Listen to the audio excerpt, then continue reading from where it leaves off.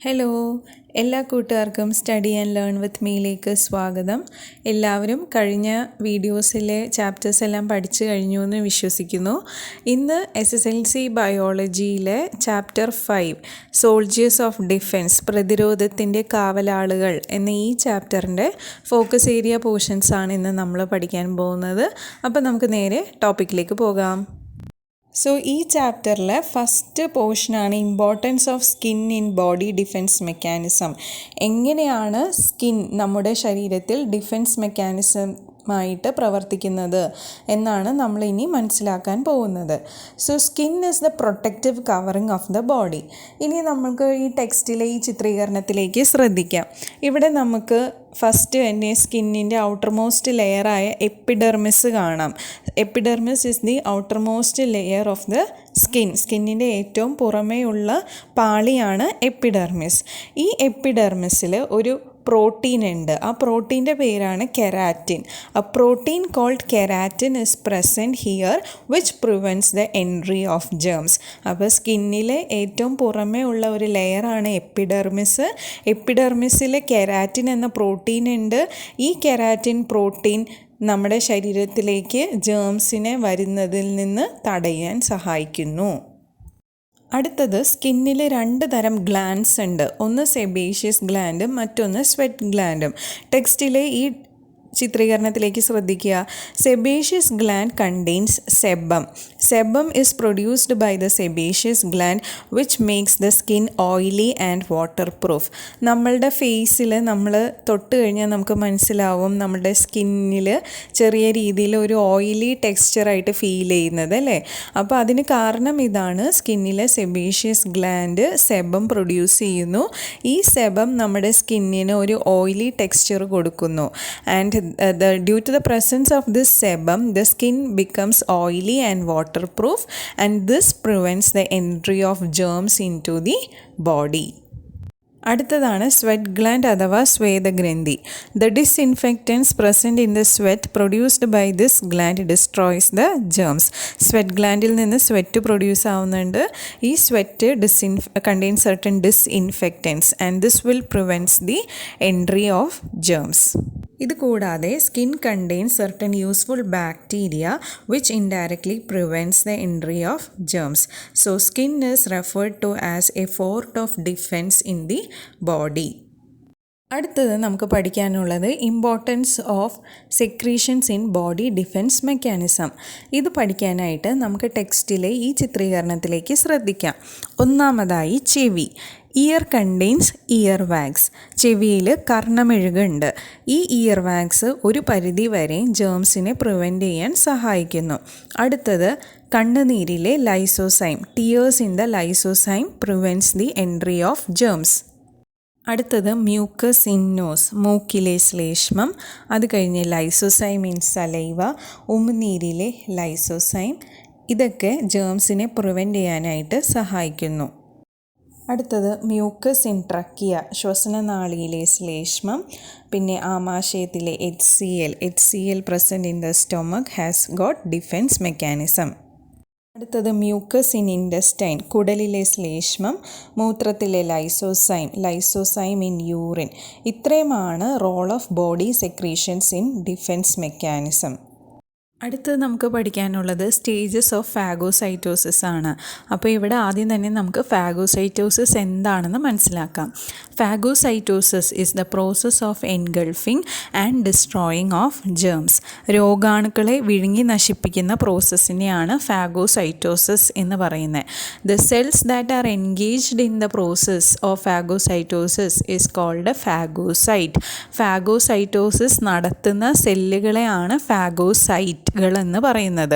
ഇനി ഫാഗോസൈറ്റ്സിലെ ഫാഗോ എന്ന വാക്കിൻ്റെ അർത്ഥം ടു എൻഗൾഫ്, വിഴുങ്ങുക. സൈറ്റ് എന്ന വാക്കിൻ്റെ അർത്ഥം സെൽ, കോശം. അപ്പോൾ ഫാഗോസൈറ്റോസിസ് എന്ന് പറഞ്ഞാൽ രോഗാണുക്കളെ വിഴുങ്ങി നശിപ്പിക്കുന്ന പ്രോസസ്സിനെയാണ് ഫാഗോസൈറ്റോസിസ് എന്ന് പറയുന്നത്. ഇനി മെയിൻലി നമ്മുടെ ബ്ലഡിലെ വൈറ്റ് ബ്ലഡ് സെൽസാണ് ഫാഗോസൈറ്റോസിസിന് ഹെൽപ്പ് ചെയ്യുന്ന സെൽസ്. വൈറ്റ് ബ്ലഡ് സെൽസിലെ തന്നെ മോണോസൈറ്റ്സും ന്യൂട്രോഫിൽസാണ് ആണ് ഫാഗോസൈറ്റ്. അപ്പോൾ എക്സാം പോയിൻ്റ് ഓഫ് വ്യൂവിൽ നമ്മൾ അറിഞ്ഞിരിക്കേണ്ട 2 കാര്യം ഇവിടെ നിന്ന് എന്തൊക്കെയാണ്? What are phagocytosis and give examples for phagocytes.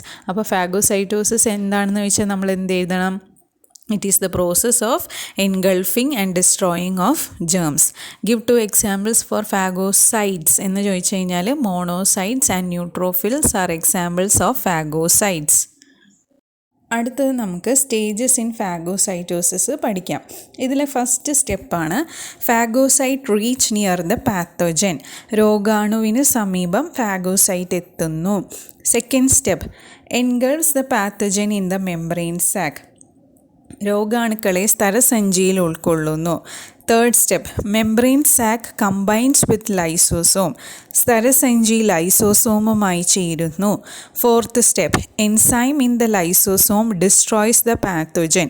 ലൈസോസോമിലെ എൻസൈമുകൾ രോഗാണുക്കളെ ശിഥിലീകരിക്കുന്നു. ലൈസോസോമിൽ അടങ്ങിയിരിക്കുന്ന എൻസൈംസ് രോഗാണുക്കളെ നശിപ്പിക്കുന്നു. Fifth step phagocyte expels the remnants. അവശിഷ്ടങ്ങൾ ഫാഗോസൈറ്റിൽ നിന്ന് പുറന്തള്ളപ്പെടുന്നു.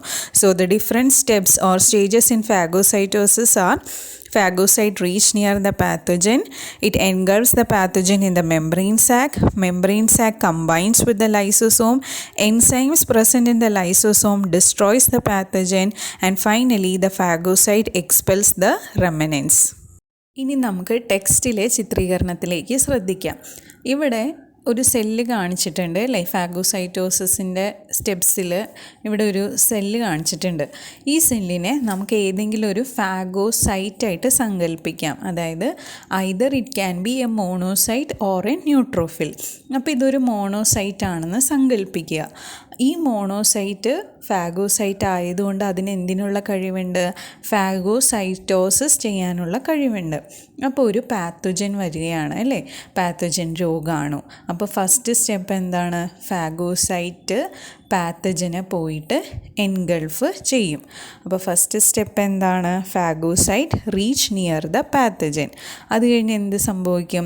It engulfs the pathogen in the membrane sac. Phagocyte പാത്തജനെ മെംബ്രെയിൻ സാക്കിലേക്ക് എൻഗൾഫ് ചെയ്യുന്നു. രോഗാണുക്കളെ സ്ഥലസഞ്ചിയിലേക്ക് ഉൾക്കൊള്ളുന്നു. ഇനി അടുത്ത സ്റ്റെപ്പിൽ എന്താണ്? Lysosome combines with the membrane sac. Membrane sac combines with the lysosome. സ്ഥലസഞ്ചി ലൈസോസോമുമായി ചേരുന്നു. അടുത്ത സ്റ്റെപ്പിൽ എന്താ സംഭവിക്കുന്നത്? Enzyme present in the lysosome will destroy the pathogen and finally the phagocyte will expel the remnants. അടുത്ത് നമുക്ക് പഠിക്കാനുള്ളത് ഫീവറിനെ കുറിച്ചാണ്. ഫീവറിൻ്റെ ഫ്ലോ ചാർട്ട് നമ്മുടെ ടെക്സ്റ്റ് ബുക്കിൽ തന്നിട്ടുണ്ട്. അതിനെ കുറിച്ചാണ് നമുക്ക് പഠിക്കാനുള്ളത്. അപ്പോൾ ആദ്യം തന്നെ ഫീവർ ഒരു ഡിസീസാണോ? അതെന്താണെന്ന് നമുക്ക് മനസ്സിലാക്കാം. അപ്പോൾ നിങ്ങൾക്ക് തോന്നുന്നുണ്ടോ ഫീവർ ഒരു ഡിസീസാണെന്ന്? ഫീവർ ഒരു ഡിസീസല്ല, മറിച്ച് അതൊരു ഡിഫെൻസ് മെക്കാനിസമാണ്. നമ്മുടെ ബോഡിയിൽ ഏതെങ്കിലും ഒരു പാത്തജൻ കയറി കഴിഞ്ഞാൽ അതിനെ പ്രതിരോധിക്കാൻ വേണ്ടി നമ്മുടെ ബോഡി സ്വീകരിക്കുന്ന ഒരു ഡിഫെൻസ് മെക്കാനിസം മാത്രമാണ് ഫീവർ എന്ന് പറയുന്നത്. So fever is not a disease, it is just a defense mechanism adopted by our body. സാധാരണ നമ്മുടെ ബോഡിയുടെ നോർമൽ ബോഡി ടെമ്പറേച്ചർ എന്ന് പറയുന്നത് 37 ഡിഗ്രി സെൽഷ്യസ് അല്ലെങ്കിൽ 98.6 ഡിഗ്രി ഫാരൻഹീറ്റ് ആണ്. ഈ ഒരു ടെമ്പറേച്ചറിൽ നിന്നും ബോഡി ടെമ്പറേച്ചർ ഒത്തിരി റൈസ് ആവുന്ന അവസ്ഥയാണ് ഫീവർ എന്ന് പറയുന്നത്. So the normal body temperature is 37 degree Celsius or 98.6 degree Fahrenheit. Fever is a condition when body temperature rises above this normal level. ഇനി ഫീവറിനെ കുറിച്ചുള്ള ഫ്ലോ ചാർട്ട് നമ്മുടെ ടെക്സ്റ്റ് ബുക്കിൽ കൊടുത്തിട്ടുണ്ട്. അതെന്താണെന്ന് നമുക്ക് മനസ്സിലാക്കാം. ഇതിൽ ആദ്യത്തെ സ്റ്റെപ്പായിട്ട് പറയുന്ന പാത്തജൻസ് എൻറ്റർ ദ ബോഡി. രോഗാണു ശരീരത്തിലേക്ക് പ്രവേശിക്കുന്നു. അടുത്തത് the presence of toxins produced by the pathogen stimulates the white blood cells. Pathogen ബോഡിയിൽ എൻ്റർ ആയി കഴിഞ്ഞാൽ അത് ചില ടോക്സിൻസ് റിലീസ് ചെയ്യും നമ്മുടെ ബോഡിയിലേക്ക്. അതിൻ്റെ ഫലമായിട്ട് വൈറ്റ് ബ്ലഡ് സെൽസ് സ്റ്റിമുലേറ്റഡ് ആകുന്നു. അടുത്തത് അതിൻ്റെ ഫലമായിട്ട് വൈറ്റ് ബ്ലഡ് സെൽസ് ചില കെമിക്കൽ സബ്സ്റ്റൻസസ് പ്രൊഡ്യൂസ് ചെയ്യും. ഈ കെമിക്കൽ സബ്സ്റ്റൻസസ് നമ്മുടെ ബോഡി ടെമ്പറേച്ചർ റേസ് ചെയ്യാനുള്ള കാരണമാകുന്നു. The chemical substances produced by the white blood cells will raises the body temperature. And last one is the rise in the body temperature reduces the rate of multiplication of pathogen. അപ്പോൾ സാധാരണ normal body ടെമ്പറേച്ചറിൽ നിന്നും body temperature കൂടുമ്പോൾ ഈ വന്നിരിക്കുന്ന പാത്തജൻ്റെ multiplication rate കുറയും. And that will lead to the effect of phagocytosis. അടുത്തത് നമുക്ക് പഠിക്കാനുള്ളത് വാക്സിനേഷനെ കുറിച്ചാണ്. അപ്പോൾ ആദ്യം തന്നെ വാക്സിൻസ് എന്താണെന്ന് നമുക്ക് മനസ്സിലാക്കാം. Vaccines are substances given in advance to prevent certain diseases. ചില രോഗങ്ങളെ പ്രതിരോധിക്കാനായി മുൻകൂട്ടി നൽകുന്ന വസ്തുക്കളെയാണ് വാക്സിൻ എന്ന് പറയുന്നത്. Vaccines are substances given in advance to prevent certain diseases. ഇനി ആദ്യമായിട്ട് വാക്സിൻ കണ്ടുപിടിച്ചത് ഡോക്ടർ എഡ്വേർഡ് ജെന്നറാണ്. He invented the vaccine against smallpox disease. Vaccines contain antigen. അങ്ങനെയാണെങ്കിൽ ആൻറ്റിജൻ എന്താണെന്ന് നമുക്കിനി മനസ്സിലാക്കാം. Any foreign body that stimulates the defence system are called antigen. അതായത് നമ്മുടെ ശരീരത്തിന് പുറമേ നിന്ന് വരുന്ന ബോഡീസിനെ നമ്മൾ ആൻറ്റിജൻ എന്ന് പറയുന്നു. ഫോറിൻ എന്ന് പറഞ്ഞാൽ പുറമേ നിന്ന് വരുന്ന എന്തോ. ഇപ്പം നമ്മുടെ ശരീരത്തിൽ നിന്ന് പുറമേ നിന്ന് വരുന്ന വസ്തുക്കളെ അല്ലെങ്കിൽ ബോഡീസിനെ നമ്മൾ ആൻറ്റിജൻ എന്ന് പറയുന്നു. അങ്ങനെയാണെങ്കിൽ പാത്തജൻ ആൻറ്റിജൻ ആണ്. പാത്തജൻസ് എന്ന് പറഞ്ഞാൽ എന്താ? രോഗാണുക്കൾ. Disease causing organism are called pathogens. It can be bacteria, virus, fungus, അങ്ങനെയുള്ള ഏതെങ്കിലും ഒരു മൈക്രോ ഓർഗാനിസം ആയിരിക്കും പാത്തജൻസ് എന്ന് പറയുന്നത്. അപ്പോൾ പാത്തജൻ ആൻറ്റിജൻ ആണ്. അപ്പോൾ ആൻറ്റിജൻ എന്ന് പറഞ്ഞാൽ any foreign body that stimulates the defence system. ഈ ആൻറ്റിജൻസിന് എതിരായിട്ട് ബി ലിംഫോസൈറ്റ് പ്രൊഡ്യൂസ് ചെയ്യുന്ന ചില കെമിക്കൽ സബ്സ്റ്റൻസസ് ആണ് antibodies. Antibodies are chemical substances produced by the B lymphocyte against the antigens. അപ്പോൾ ആൻറ്റിബോഡി ആ വാക്കിൽ നിന്ന് തന്നെ നമുക്ക് അതിൻ്റെ അർത്ഥം കണ്ടെത്താൻ പറ്റും. Anti means against bodies. അപ്പോൾ എഗെയിൻസ്റ്റ് ആൻറ്റിജൻസ് ആണ് ഫോറിൻ ബോഡീസ് എന്ന് പറയുന്നത്. So antibodies are acting against these foreign bodies. So antibodies are chemical substances produced by the B lymphocyte against the antigens. ഞാൻ നേരത്തെ പറഞ്ഞിരുന്നു വാക്സിൻസ് ദേ കണ്ടെയ്ൻ ആൻറ്റിജൻസ്. വാക്സിൻ എന്ന് പറയുന്നത് അങ്ങനെയാണെങ്കിൽ രോഗാണുക്കളെ തന്നെയാണ്. Dead, inactive, alive but neutralized germs or toxins are used as vaccines. അടുത്തത് working of വാക്സിനെ കുറിച്ച് പഠിക്കാം. How do vaccines induce immunity or working of vaccine. എങ്ങനെയാണ് വാക്സിൻ പ്രവർത്തിക്കുന്നത് എന്ന് നമുക്ക് മനസ്സിലാക്കാം. By the presence of antigens, അതായത് ഡെഡോ, ഇനാക്റ്റീവോ, alive but neutralised germs or toxins. By the presence of these antigens, lymphocytes become activated and produce antibodies. These antibodies remain in the body for a long time to provide immunity against these antigens. Dead, inactive, alive but neutralized germs or toxins are used as vaccine എന്ന് നേരത്തെ പറഞ്ഞിരുന്നു. ഈ വാക്സിനെ നമ്മൾ മുൻകൂട്ടി നൽകുമ്പോൾ ഇവയെ നമ്മുടെ B lymphocyte antigens ആയിട്ട് മനസ്സിലാക്കുകയും അവയ്ക്കെതിരെയുള്ള ആൻറ്റിബോഡി പ്രൊഡ്യൂസ് ചെയ്യും. അങ്ങനെ ഈ ആൻറ്റിബോഡി നമ്മുടെ ശരീരത്തിൽ കുറേ കാലം നിലനിൽക്കും. പിന്നീട് യഥാർത്ഥ ആൻറ്റിജൻസ് നമ്മുടെ ശരീരത്തിൽ വന്നാലും അവയെ ബി ലിംഫോസൈറ്റ് തിരിച്ചറിയുകയും അവയ്ക്കെതിരെയുള്ള ആൻറ്റിബോഡി പ്രൊഡ്യൂസ് ചെയ്യുകയും അങ്ങനെ അവയെ നശിപ്പിക്കുകയും ചെയ്യുന്നു. ഇങ്ങനെയാണ് വാക്സിൻസ് പ്രവർത്തിക്കുന്നത്. അടുത്തത് നമുക്ക് ചില വാക്സിൻസിൻ്റെ എക്സാമ്പിൾസ് പഠിക്കാനുണ്ട്. അപ്പം നമ്മുടെ ടെക്സ്റ്റ് ബുക്കിൽ ഒരു ടേബിൾ ഫോർമാറ്റിൽ വാക്സിനും അത് ഏത് ഡിസീസ് വരാതിരിക്കാൻ വേണ്ടിയിട്ടാണ് ആ വാക്സിൻ എടുക്കുന്നത് എന്നതിനെക്കുറിച്ചൊരു ടേബിൾ കൊടുത്തിട്ടുണ്ട്. അത് തീർച്ചയായിട്ടും എല്ലാവരും പഠിക്കണം.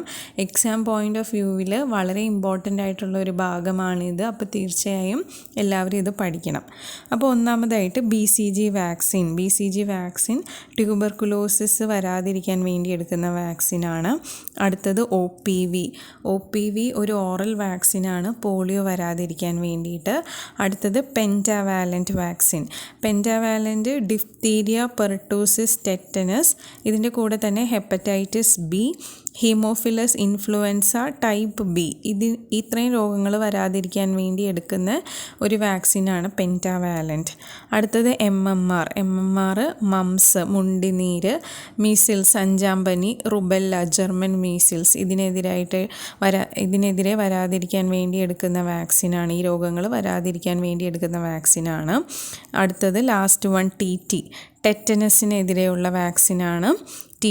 നമുക്കറിയാം, തുരുമ്പിച്ച വസ്തുക്കൾ, ചില ആണികൾ എന്തെങ്കിലും നമ്മുടെ കാലിൽ കൊണ്ടു കഴിഞ്ഞാൽ നമ്മൾ ഉടനെ എടുക്കുന്ന ഒരു വാക്സിനാണ് TT. അടുത്തത് നമുക്ക് പഠിക്കാനുള്ളത് ആൻറ്റിബയോട്ടിക്സിനെ കുറിച്ചാണ്. So what are antibiotics? Antibiotics are effective medicines use to resist bacterial diseases.